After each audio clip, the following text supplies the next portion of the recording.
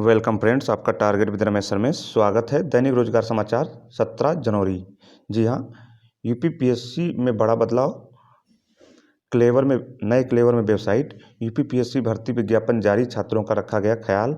Assistant professor भर्ती परिणाम निदेशालय भेज दिया गया है। आरआरबी ग्रुप डी में दौड़ शुरू, 502 अभ्यर्थी बाहर। UP TGT PGT LT grade SSC 69 शिक्षक भर्ती में 68 पदों पर भर्ती को। इन सभी महत्वपूर्ण खबरों को डिटेल से जानेंगे। उससे पहले अगर चैनल पर नए हो तो चैनल को सब्सक्राइब कर लें, बेल आइकन ऑल पे प्रेस कर लें और वीडियो को लाइक शेयर जरूर कर दें। जी हाँ, कल यूपीपीएससी ने अपनी वेबसाइट को नए क्लेवर में जारी कर दिया है। ये इसका क्लेवर है, आप देख सकते हैं। ये मैं भी कल 2 बार इसको खोल के देखा तो मुझे थोड़ा आश्चर्य हुआ। उसके बाद बहुत ही नए तरीके से नए क्लेवर में जारी कर दिया। और यूपीपीएससी ने जो छात्रों से वादा किया था कि जो भी विज्ञापन जारी करेंगे उससे पहले उस विज्ञापन की 15 दिन पहले सूचना दे देंगी, तो वो भी वादा उन्होंने पूरा किया है। कल 15 दिन के बाद विज्ञप्ति ये जारी होने वाली है। उससे पहले 15 दिन पहले वेबसाइट पे ये विज्ञप्ति की सूचना दे दी गई है। मद्य निषेध विभाग में ये है। उत्तर प्रदेश लोक सेवा द्वारा पदों के आगामी विज्ञापन का विवरण दे दिया गया है। यहाँ देख लीजिए 2 पद हैं और इसी तरह से 31 तारीख में ये विज्ञापन जारी होंगे। तो 2, 2, 1 और 4, 6 इस तरह के पद हैं। इनकी जानकारी पहले ही 15 दिन पहले ही आगामी विज्ञापन का पहली सूचना दे दी है। तो ये बहुत ही सराहनीय कार्य है। अगली महत्वपूर्ण सूचना इसी से संबंधित है। यूपीपीएससी अब घर बैठे डाउनलोड कर सकेंगे पीसीएस के परीक्षा पत्र। और बहुत ही नए तरीके से नए क्लेवर में ये चीज़ें शुरू की हैं और छात्रों की सुविधाओं का भी ध्यान रखा गया है लोक सेवा आयोग ने। लोक सेवा आयोग नई वेबसाइट शुरू की, प्रतियोगी छात्रों की सूचनाओं का भंडार है इस पर। उत्तर प्रदेश लोक सेवा आयोग की नई वेबसाइट को सोमवार शुरू कर दी गई। इस वेबसाइट पर प्रतियोगी छात्राओं के लिए सूचना का भंडार है। वेबसाइट पर वर्ष 2012 से 21 तक के पीएससी जे और पीसीएस परीक्षा के प्रश्न पत्र उपलब्ध हैं। वर्ष 1987 से अब तक पीसीएस परीक्षा के टॉपर्स के नाम हैं। जल्द ही इन टॉपर्स की सफलता की कहानियाँ भी उपलब्ध होंगी। वेबसाइट के एड्रेस में कोई परिवर्तन नहीं है, बल्कि इसका स्वरूप बदला गया है। अभ्यर्थियों को अब तक भर्तियों से संबंधित शिकायतें दर्ज कराने के लिए आयोग की ईमेल पर भेजना पड़ता था, लेकिन अब सीधे वेबसाइट पर अपनी शिकायत दर्ज कर सकेंगे। इसके लिए भी एक विकल्प दिया हुआ है। वेबसाइट पर शिकायत एवं सुझाव का कॉलम भी है। इसमें कॉलम भी आयोग निर्धारित समयावधि में शिकायतें निस्तारण करेगा और इसकी सूचना एसएमएस और ईमेल के माध्यम से संबंधित अभ्यर्थियों को दी जाएंगी।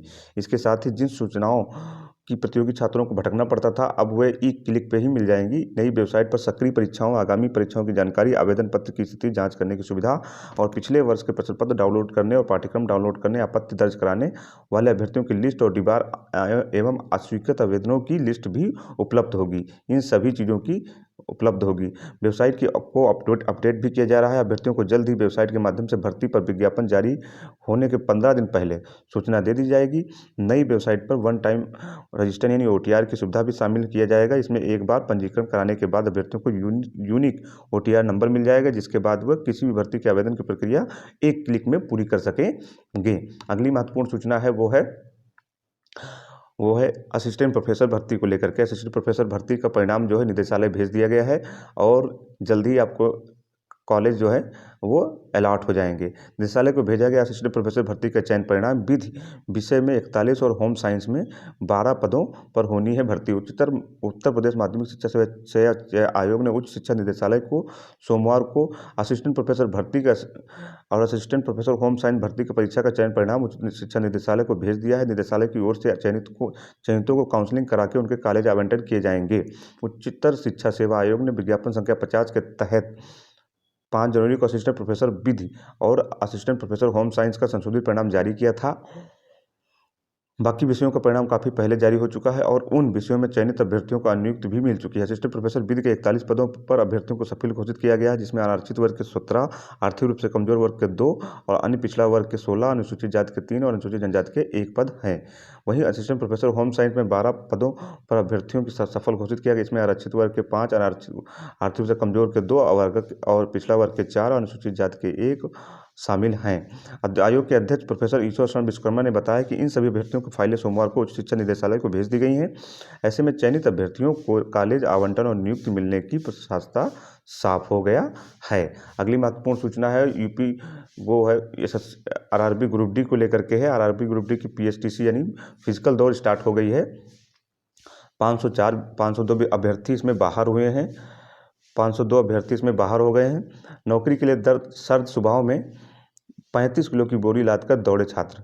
जी हाँ, 3 वर्ष में रेलवे की नौकरी के ख्वाब देख रहे 502 युवाओं का सपना टूट गया। सोमवार को सर्द हवा में 35 किलो का वजन 100 मीटर की कर सके दूरी तय नहीं कर सके। जिन्होंने दूरी तय भी की तो उसमें काफ़ी अगले चरण में हुई। 1 किलोमीटर की रेस निर्धारित समय पूरी नहीं कर सके। प्रयागराज में डीएस ग्राउंड में सोमवार को रेलवे भर्ती प्रकोष्ठ यानी आरआरसी की ओर से गैर तकनीकी पॉपुलर कैटेगरी एनटीपीसी के लेवल 1 की कंप्यूटर आधारित के सफल अभ्यर्थियों को शारीरिक दक्षता परीक्षा यानी पीईटी शुरू हुई। इस परीक्षा में कोई मेरठ से आया, कोई आगरा से आया, सभी अभ्यर्थी एक ही ख्वाब था कि वह पीईटी पास कर लें ताकि उनकी रेलवे में नौकरी पक्की हो जाए। पहले दिन 1500 अभ्यर्थियों को डीएस ग्राउंड बुलाया गया। इसमें से 1142 ही वहां पहुंचे, जबकि 358 अनुपस्थित रहे। इस दौरान अभ्यर्थियों को पहले 35 किलोग्राम की बोरी उठाकर 100 मीटर की दूरी 2 मिनट में तय करनी थी। 100 मीटर दूरी 2 मिनट में तय करनी थी। उसके बाद 1 किलोमीटर की रेस 4.15 मिनट में तय करनी थी। परीक्षा में सफल आगरा के रवि कुमार कहते हैं कि सुबह ठंड थी, इसलिए हौसले बुलंद थे, सब कुछ अच्छा ही रहा, रिजल्ट का इंतजार है। वहीं झांसी के सुमित कुमार चेहरे पर खुशी थी। तो पीएसटीसी स्टार्ट हो गई है आप लोगों की, आप लोग इसमें लगे रहिए। अगली महत्वपूर्ण सूचना है वो है यूपी टीजीटी पीजीटी को लेकर के है। यूपी टीजीटी पीजीटी को लेकर, एलटी ग्रेड को लेकर के, एसएससी को लेकर के है। यूपी टीजीटी पीजीटी का लगातार अनशन जारी है। 14वें दिन भी छात्र लगातार अनशन कर रहे हैं। ये प्रतियोगी छात्र मोर्चा के विकी खान हैं, इन्हीं के नेतृत्व में चल रहा है। कल प्रेस विज्ञप्ति इन्होंने जारी की है। आज दिनांक 16 जनवरी को प्रतियोगी छात्र मोर्चा के बैनर तले विकी खान के नेतृत्व में सैकड़ों छात्रों ने माध्यमिक शिक्षा सेवा चयन बोर्ड पर लगातार 13वें दिन यानी कल की बात है क्रमिक अनशन जारी रहा। सैकड़ों छात्रों की उपस्थिति में विकी खान समेत अनेक वक्ताओं ने जोरदार ढंग से अपनी मांग रखी। आज के दिन महिला अभ्यर्थियों की भारी संख्या रही, उपस्थिति रही। दबाव में आकर उप सचिव नवल किशोर, यहाँ देखिए बहुत खुशखबरी की बात है, उप सचिव नवल किशोर ने 20 सदस्यों वाला शिष्टमंडल को मिलने के लिए बुलाया ताकि गतिरोध को दूर किया जा सके। उप सचिव नवल किशोर ने कहा है कि उनका प्रयास है कि अतिशीघ्र चेयरमैन वीरेश कुमार के साथ उनकी भेंट कराकर कोई हल निकाला जाए। शिष्टमंडल में विकी खान, कृपा शंकर निरंकारी, लकी दुबे, रमेश कुमार, विष्णु तिवारी, प्रदीप विश्वकर्मा, नेहा सिंह, इंद्रकला, सुमन, नीलम, गुड़िया दुबे, राजीव कुमार और संजय सोनकर, अन्य अनेक छात्र उपस्थित रहे शिष्टमंडल में।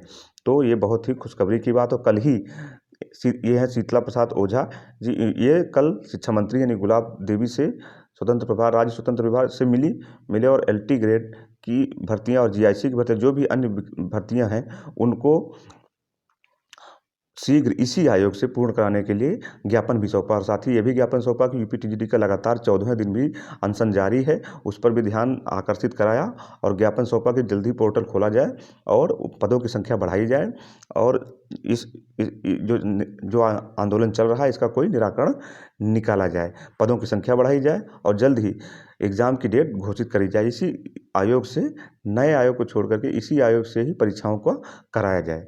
अगली महत्वपूर्ण सूचना एसएससी को लेकर है। एसएससी ने कल एक नोटिस जारी कर दी है। उसको आप लोग देख लीजिए। हेड कांस्टेबल को लेकर के, हेड कांस्टेबल मिनिस्ट्रियल भर्ती में 25 अंकों का टाइपिंग टेस्ट होगा। दिल्ली कांस्टेबल पुलिस में हेड कांस्टेबल मिनिस्ट्रियल 2022 भर्ती के उन अभ्यर्थियों को 25 अंकों का टाइपिंग टेस्ट भी होगा जो फिजिकल टेस्ट में सफल होंगे। कर्मचारी चयन आयोग ने इसका प्रारूप जारी कर दिया है। एसएससी ने 835 पदों पर भर्ती प्रक्रिया मई 2022 में शुरू की थी।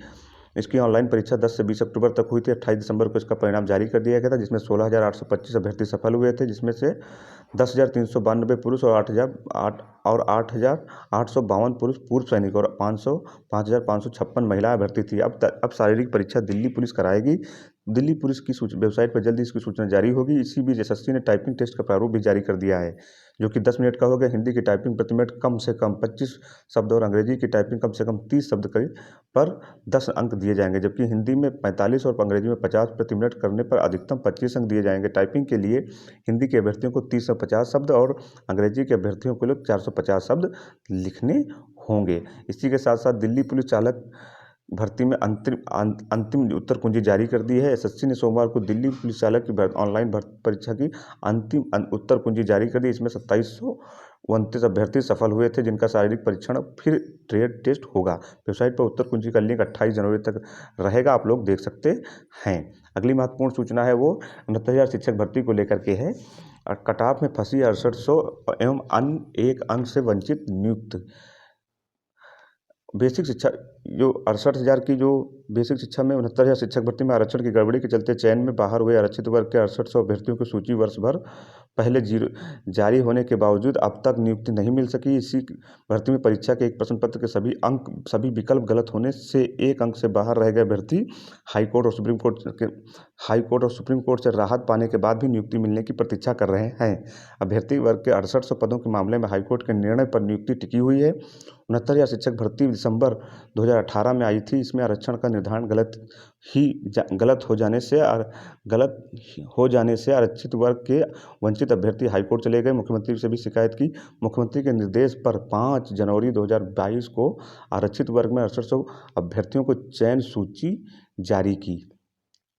आज आरक्षित वर्ग में चयनित लक्ष्मीकांत यादव के मुताबिक लखनऊ बेंच में सुनवाई कर फैसला सुरक्षित कर लिया गया है। उन्होंने बताया कि सामान्य वर्ग में 69.07 और माना था, जबकि नियुक्त 66.48 पर हुई। इसी तरह से ओबीसी में कट ऑफ 65.53 माना गया, जबकि नियुक्ति 66.48 पर तक मिली। एसएससी वर्ग में कट ऑफ 59.55 माना गया, जबकि नियुक्ति 60.04 तक पाए हैं। इस भर्ती में जितने अभ्यर्थियों की सूची जारी की गई थी उतने पद इस भर्ती में शेष नहीं है। इस कारण 6800 भर्ती के मामले में भी नियुक्ति प्रक्रिया अटकी हुई है। फैसला आने पर स्पष्ट होगा कि कोर्ट ने क्या कट ऑफ निर्धारित की है।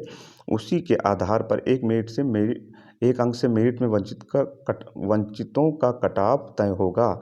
फिलहाल एक अंक से मेरिट से बाहर हुए याची अभ्यर्थियों से पीएनपी ने आवेदन मांगे हैं। अंतिम तिथि 19 जनवरी तक आवेदन मिलने के बाद इस पर इसकी प्रक्रिया आगे बढ़ेगी। तो ये रही कुछ महत्वपूर्ण सूचनाएं जो विभिन्न रोजगार समाचार पत्रों पर छाई हुई हैं, विद्यार्थियों के लिए बहुत ही महत्वपूर्ण हैं। चैनल पर नए हो तो चैनल को सब्सक्राइब कर लें, बेल आइकन ऑल पे प्रेस कर लें और वीडियो को लाइक शेयर जरूर कर दें। पूरा वीडियो देखने के लिए धन्यवाद।